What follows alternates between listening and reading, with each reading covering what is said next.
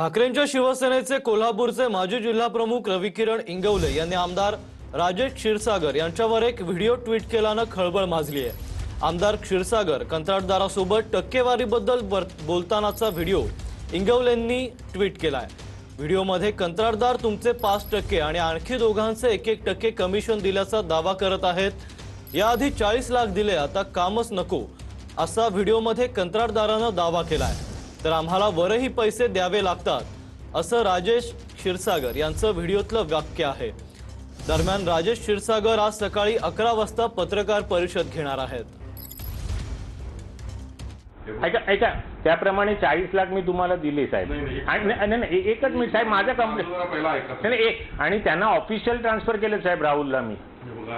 एवढे त्यांनी घाई केली माझ्याकडे। एक लक्षात घ्या साहेब, आपलं काय ठरलं होतं 60% ठरले। अहो पण ते आज तुमच्या बरोबर गेले साहेब। नाही असं नाही करून चालत साहेब। तुम्ही त्यांचं काय असेल ते बघून घ्या। नाही त्यांना 1% द्यायचं तो तुम्ही 2 दिला, आम्हाला 2% तुम्ही कमी दिले। हे बघा व्यवहार क्लिअर ठेवा, आम्ही दुसऱ्याकडे काढून तुम्हाला दिले साहेब। त्यावेळी त्यात तयार होता मला साधलं तर म्हणजे राहून द्या, तुम्हाला बोलले म्हणून दिलं।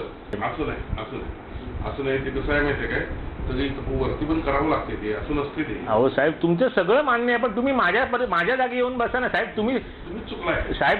आय ऍग्री, पण तुम्ही आमदारच आहे, मी साधा माणूस आहे। असा विषय नाही साहेब, आमदार साधा। वरच्यांच्या नावावर मुख्यमंत्री असतील, उपमुख्यमंत्री असतील, त्यांना देखील बदनाम करत सुटलेत। एकनाथ शिंदे साहेबांनी अशा लोकांच्याकडे लक्ष केंद्रित करून यांना पक्षातून आगलायला पाहिजे।